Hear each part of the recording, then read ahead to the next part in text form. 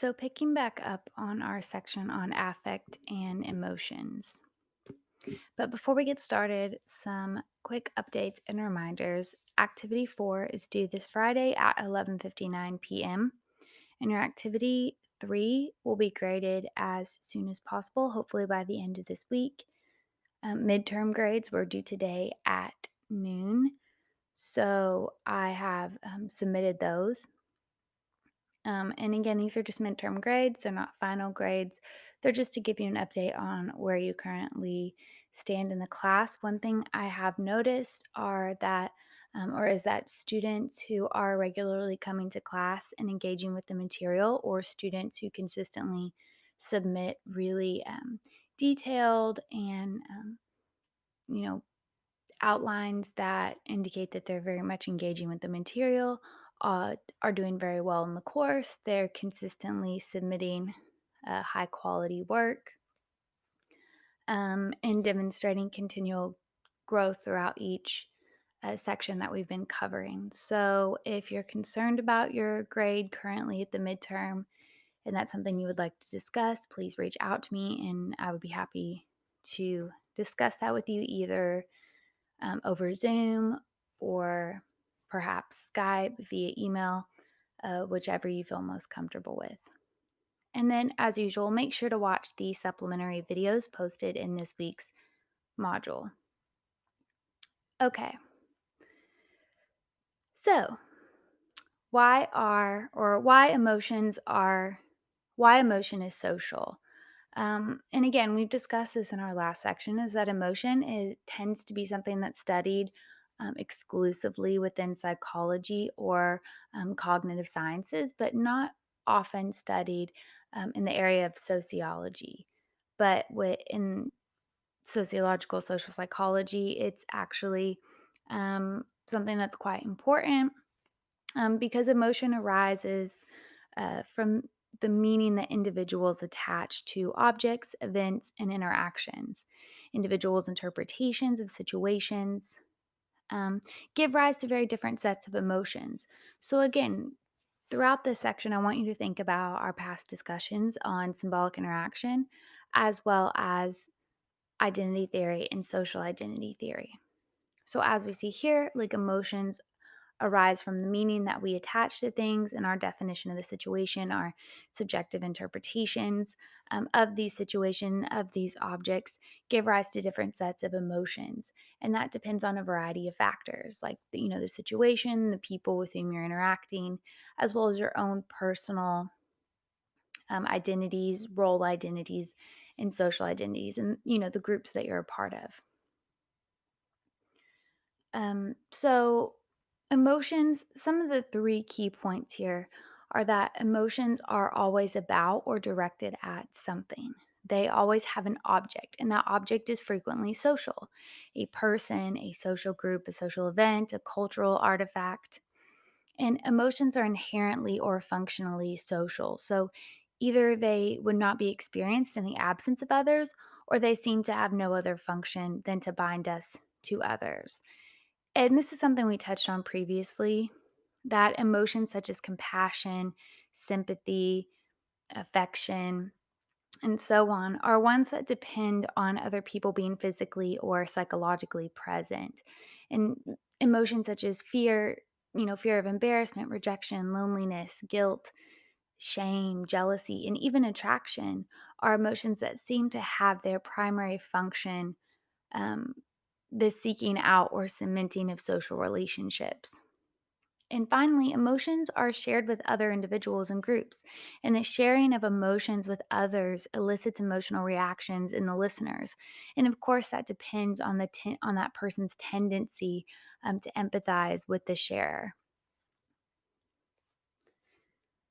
And so, again, going back to that second point, that these emotions are inherently or functionally social, but then also there's this individual variation um, across those or among those that with whom we're sharing this information, whether explicitly or implicitly, or intentionally or otherwise. That it really depends on their interpretation as well as their reception to those emotions and whether or not that's reciprocal. But these are kind of some of the main points as to why emotion is social and not necessarily something that is exclusively covered in psychology and other cognitive sciences. That is something that is very much fundamental to sociological social psychology, in many of the same ways that symbolic interaction and identity theory are kind of central in our understanding of individuals within groups and humans as social beings. And something again that we touched on Monday is this idea of collective effervescence. And I really wanted to start this portion of the discussion, kind of covering collective effervescence more formally, um, because it's again it's very central in our understanding and study of emotions, and it was kind of one of the first major concepts that were created to for us to better understand emotions in this in a social sense. So collective effervescence argues that society arises out of emotional bonding produced in social gatherings because collective events produce the positive, not always positive, but often positive emotional experiences and participants, and these emotional experiences serve to bond individuals together into a collectivity. So, some examples of this, collective events such as football games, concerts, religious, uh, events and ceremonies, they produce these positive emotions and experiences and participants. And these emotional experiences, again, serve to bond us together. So, think about times that maybe you've been at a religious service, or you've been at a big concert or music festival, or maybe even another collective event like maybe a protest or something similar, and how when you're together with this large group of people, you're all after a time experiencing very similar emotions, whether those emotions are positive or negative. You kind of come together to experience an emotion collectively, and how that helps to bind you together as a group, even if that group is temporary in terms of your physical proximity to them. But it can also bind you like psychologically to this group. Like you feel connected to these people because you were at the same place at the same time, experiencing the same emotions, and how that serves this social function in terms of group cohesion and group identification.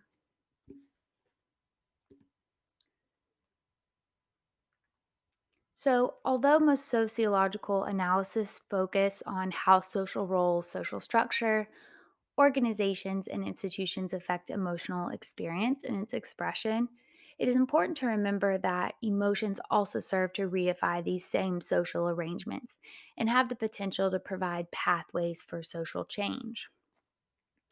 Um, But here I want to highlight that emotions are embedded in social context, and some of the things that we're going to cover, especially in the beginning of this discussion, are fundamental to our understanding of emotion. So, Monday, we discussed kind of the key terms and how they're very specific, how emotion is different from feelings, is different from affect, is different from mood and sentiments. But here we're kind of touching on these ideas that are central to the understanding of emotion as a social phenomenon.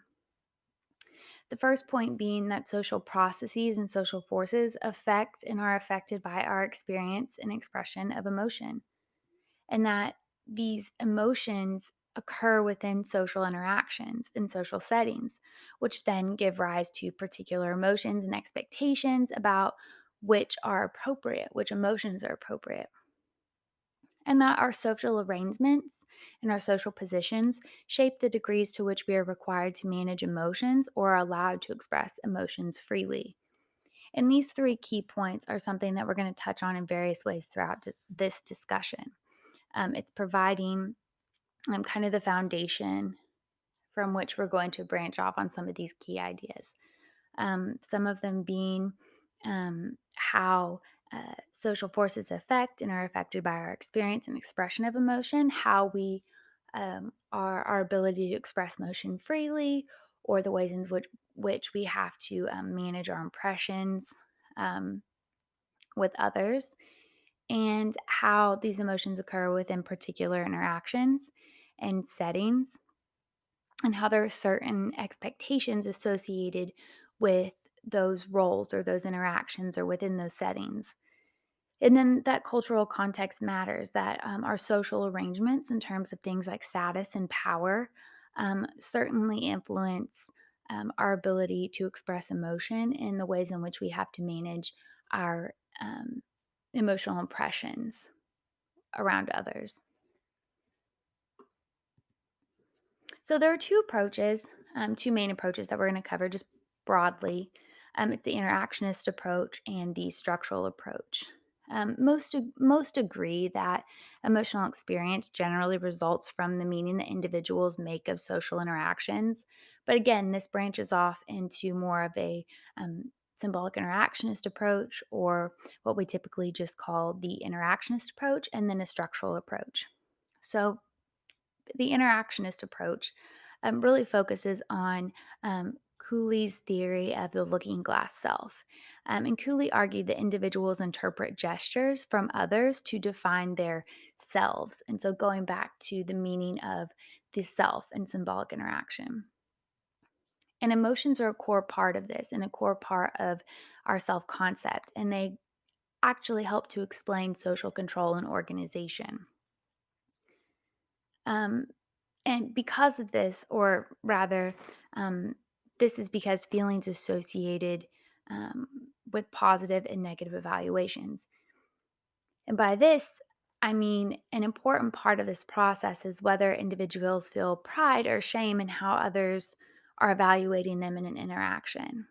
And individuals feel shame when they feel that others have negatively evaluated them, but they also feel pride when they feel that others have positively evaluated them.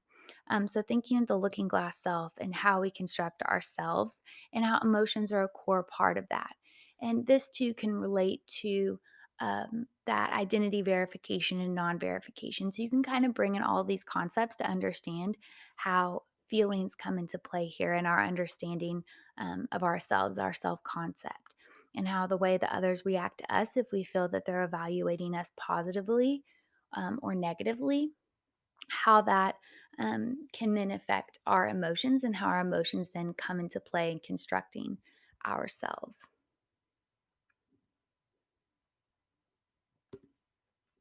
And then we have the structural approach. So, from the interactionist standpoint, emotions are very much socially constructed. Whereas in the structuralist approach, emotions are less malleable in nature. Um, Social structural approaches of or to emotions, um, sociologists in this area tend to define a social structure as as a persistent pattern of social relationships where individuals fulfill specific roles or positions that carry specific behavioral expectations and provide individuals with varied amounts of status or the prestige associated with a particular role or position, as well as power or the ability to realize one's will, even if others resist. So, some of the key points from the structural approach, there are three. The first is focuses heavily on roles and expectations.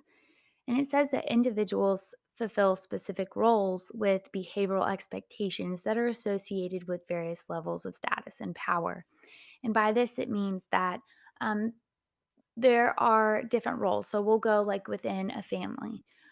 There's role of, the parent, there's the parent role, and there's the child role. And if we're looking at that structurally, right, they're hierarchically ordered. And we know that the parent role tends to have higher status and higher power. You can also see this in organization. So, like at work, your manager certainly is ranked higher than you in terms of power and status most often. And so there are certain behavioral expectations that are not only associated with your role as a, you know, son or daughter, but your role as an employee, but there are also these behavioral expectations that are influenced by your status within that hierarchy and your power within that hierarchy. And then the second point, which focuses on this discussion of status and power, says that emotions are the result of real, anticipated, and even imagined uncertainty in one's status and power that occur in social interactions and social relationships. And so, again, we're always when we're trying to define a situation, when we are evaluating others, when we are evaluating ourselves within an interaction, we are always looking for um, each other's level of status and power within that interaction because it very much informs those behavioral expectations beyond what is simply prescribed by our personal and role identities as well as our social identities. And then you have the biological and cultural aspect that says that structural processes underlie physiological ones. As emotions are natural outcomes of interaction, and culture also plays a role in socializing emotions. And so again, it's looking at these structural processes and how they underlie physiological ones, because emotions are these natural outcomes of certain interactions, right? Like um, you hear one example that I've seen is like you hear a noise coming from your kitchen in the middle of the night. And if you know that you're home alone and you don't have any pets, a very natural outcome of that is fear. Fear would be a very reasonable response to that situation because it's more ambiguous. Um, but also, culture plays a role in socializing our emotions and how we are expected to behave in particular situations. And, the types of things that we're supposed to, find surprising or frustrating or entertaining or, so on and so forth. So, for this last one, the this where structure comes into play, particularly for the cultural socialization, is again how society is structured and ordered in terms of our own socialization and the cultures in which we are socialized into and by, and the status and power that's associated with different ways of being and acting. And this isn't necessarily something that I would call like cultural per se, but in terms of social structural aspects is thinking back to the article about Coach for the Classroom and being socialized within, um, different social classes, like how the middle class students were socialized to interact with their instructors in one way, whereas working class students were socialized to interact with their instructors in another way, and how that had very real outcomes and implications for the situation. And then when you start thinking of these other things and pulling in how emotions come into play, um, that gives you kind of a better understanding of what is meant here by um, cultural, the structural aspects of this particular point. And so, touching on those expectations that are associated with these different roles, identities, interactions, and settings, and the status and power attached to those. Several formal sociological theories of emotion assume that emotions arise to the degree that our expectations are or are not met. These expectations may deal with the following: the first being how we anticipate to be identified or treated by others. So, again, going back to our discussion of identity theory and social identity theory, there are certain characteristics that are, prototypes and stereotypes. And we have certain ways that we are expected to act and how others are expected to act, right? It reduces that uncertainty. And so there are expectations not only about how we're going to be identified, but how we're going to be treated according to those expectations, according to those prototypes and stereotypes within and across groups. And then how much power we expect to enact or receive in a face to face interaction. So, again, going back to the work example, if you're interacting with your boss, you probably aren't expecting to be enacting more power than your boss is in that interaction. And then how much of a given resource we expect to get or give in an exchange. And so here it's really focusing on expectations. So thinking of which is related to status and power. So how much, maybe leeway we think we're going to get, or how much of, like it says, a particular resource we're expected to get or give. This expectation of reciprocity, are we expect to, return a favor? Is someone expected to return a favor to us or not? And because this varies so much across situations and positions um, within groups and across society, that having the expectation of um, maybe giving more in a situation doesn't necessarily indicate lower status. Because it really depends on the resource, it depends on the situation, it depends on um, that person's role and that person's, position within not just the group, but also society as a whole. And then how decisions for the allocation of scarce resources are determined. And that really links in to the previous point. And finally, how we expect to be dealt with in the context of a long term relationship. Um, and that kind of ties into all of them and how their expectations associated with um, these personal identities, role identities, social identities, um, and the characteristics and expectations that are associated with those identities, as well as the power and status that are associated with those identities. But it's not necessarily power and status that are associated with them across society, but even on an interpersonal level, like on the dyadic level, so between two people, or within a larger group, and certainly within society as a whole. So, moving on to status.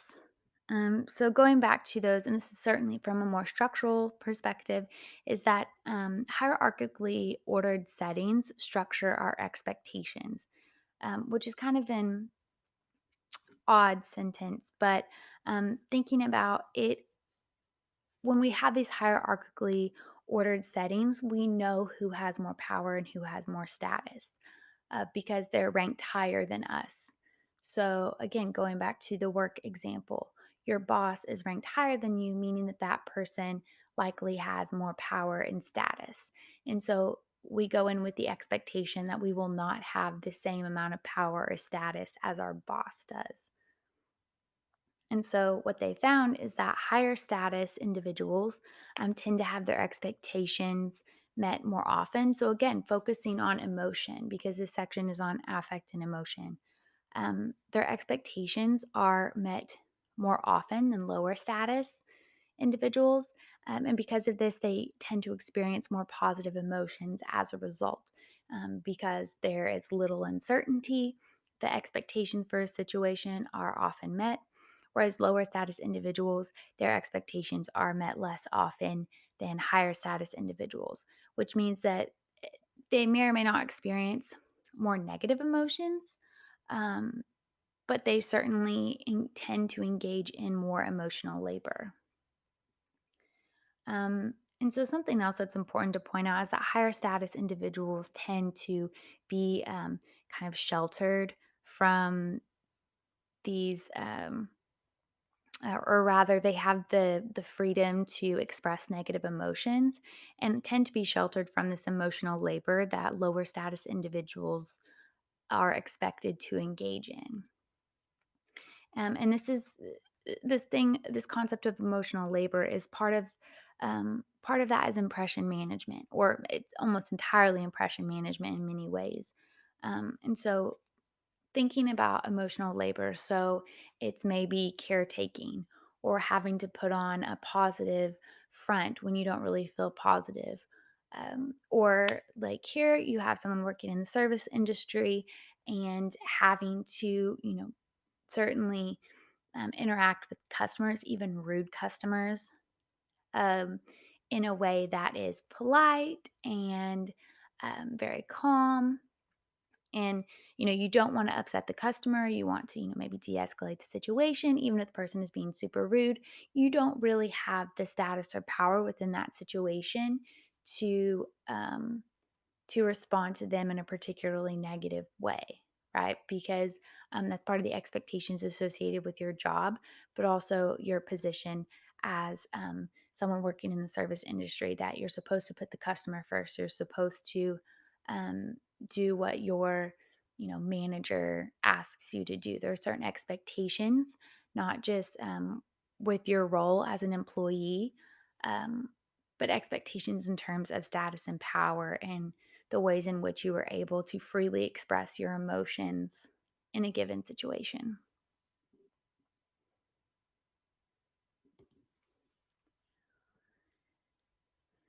And so, structural emotions are emotions that individuals experience within relatively stable relationships. According to one researcher, in every stable social relationship and interaction, both the self and others perceive that they have an adequate, excessive, or insufficient level of status and power related to their social positions. These perceptions affect the structural emotions individuals experience. In regards to power, when an individual perceives that self and or other has an adequate level of power, they experience the emotions of safety and security. When the individual perceives that they have too much power and the other has too little power, he will experience guilt. If the individual perceives that the other has too much power and the self too little, they will experience fear and anxiety. In regards to status, and again, these things are relative to others in a given situation. Um, so, for status, if an individual perceives that um, they have sufficient status relative to another, they feel content and happy. Whereas if they feel um, if the individual perceives that they have too much status and the other too little status, they will experience guilt if but they'll experience guilt if it is caused by the self, or shame or embarrassment if it's caused by the other. However, if the individual perceives that they have too little status, they will experience sadness and depression if low status is caused by the self, or anger if low status is perceived as caused by the other or an outside third party. And so when we're thinking about this structurally in terms of relative power and relative status, so we're thinking about like more on the dyadic level. So two people, um, do I feel like this is an equal? Do we have relatively equal amounts of power, or not even really equal amounts of power? Let me take that back. Adequate, like appropriate for the given situation. So, employer, employee. It is appropriate that the employer has more status and power, but there shouldn't be such an imbalance there that it reaches a point where it is just not inappropriate for those particular roles and positions in terms of status and power. And so um, when individuals in these situations feel as though they have adequate status and power, they'll feel safety and security, or content and happy.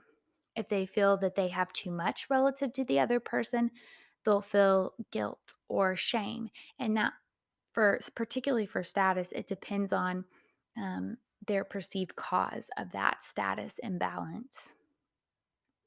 And then if they feel as though they have too little relative power, or power or status in relation to the other person, they'll experience feelings of fear and anxiety, or sadness and anger. And again, for status, this depends on the perceived cause of this status imbalance.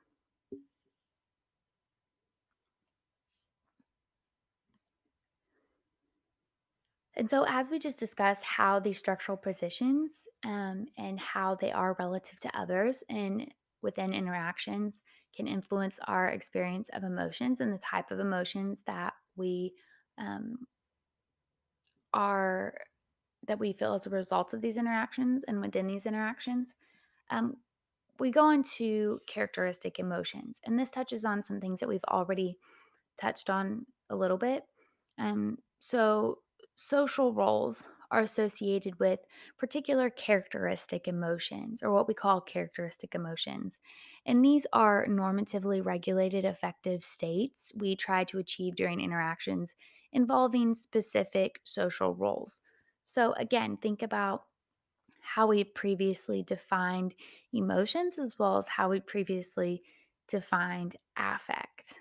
Um, so, characteristic emotions are normative, meaning they're they're normative in our culture and our society, or within at least within a group, and so that shapes our expectations of a particular situation.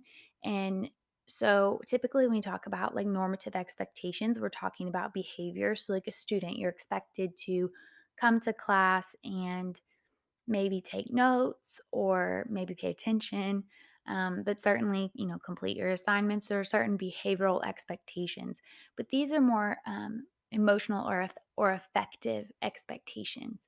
So again, we talked about how affect is more um, that external um, that external display of a person's subjective emotional experience. So their feelings. It's an external display of a person's feelings, which, may or may not be interpreted as the person intends. It may not give the impression that the person is intending, but nevertheless, these characteristic emotions are kind of how people are expected to present their emotions. So instead of behavioral expectations, these are, emotional or affective expectations that are attached to specific social roles.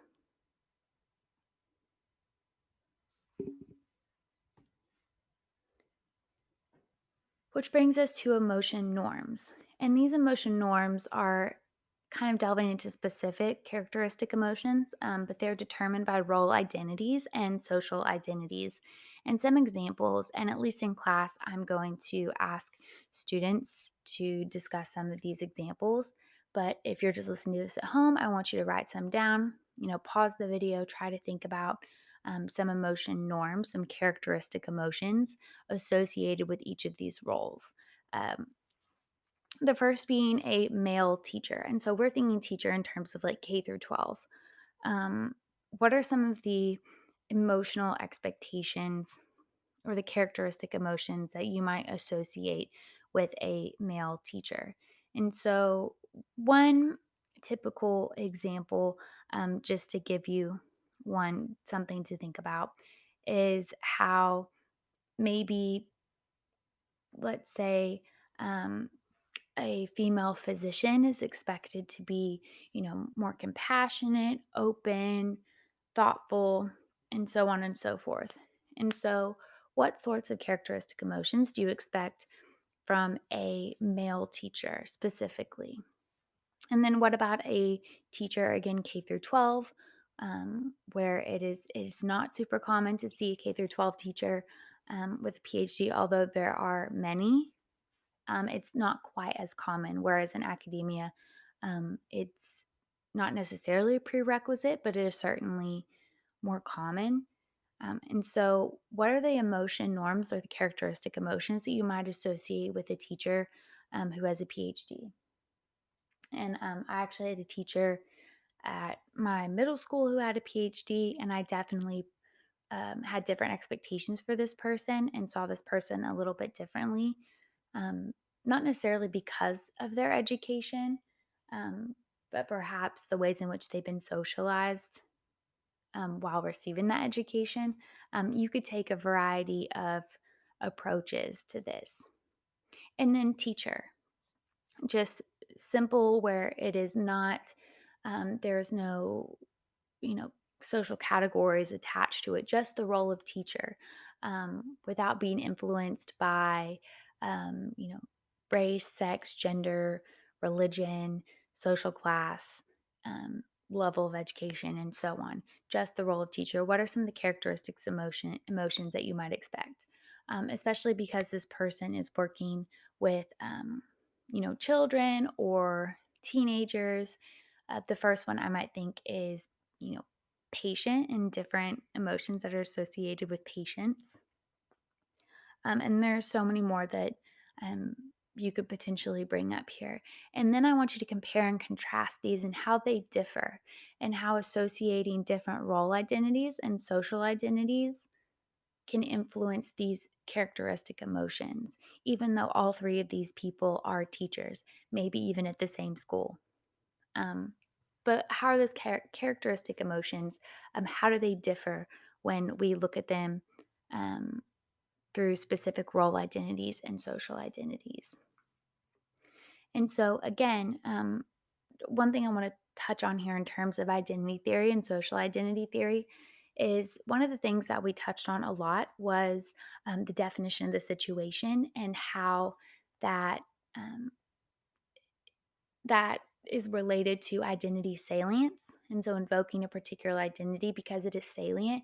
And I also want you to kind of reflect on how, let's stick with the example of teachers, because we are not just one thing. We don't just have one um, coherent identity. It's made up of all these different identities, particularly from the perspective of identity theory and social identity theory.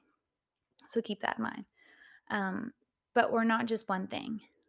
And so, because of that, defining a situation, how maybe where your school is located, the students in your class, the age, the culture of the school, so on and so forth, all these different things that define situations and which identity is most salient in that moment, and how that affects, again, these characteristic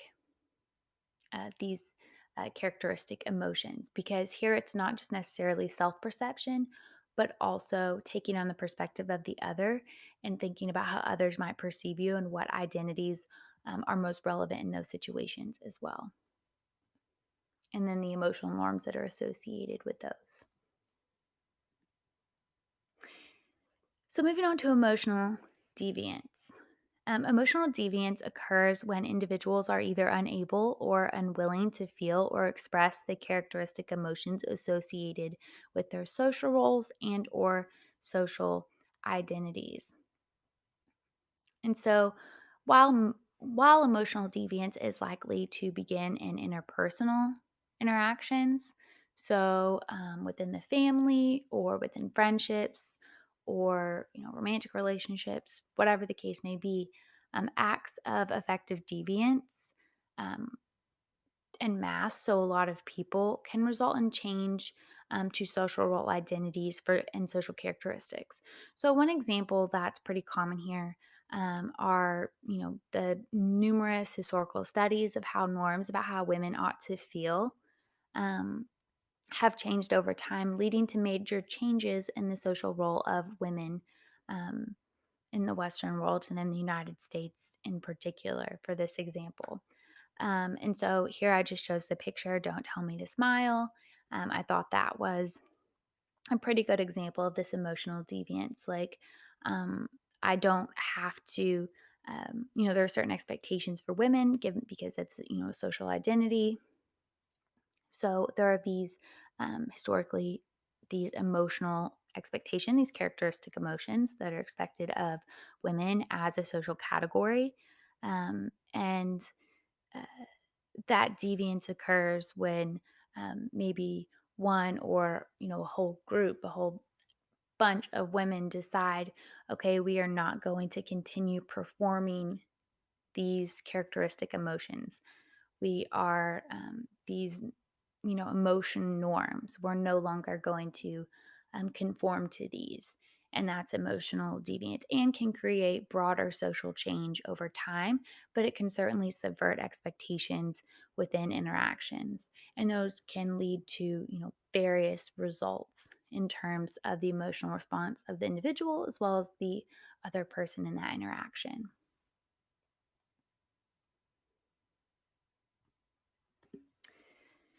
But that is it for today.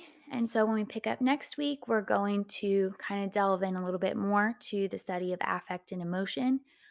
We're going to talk about the different applications of this and some really fun and interesting studies and ways that this has been applied formally, as well as ways that you can apply it less formally in your everyday life and in your career.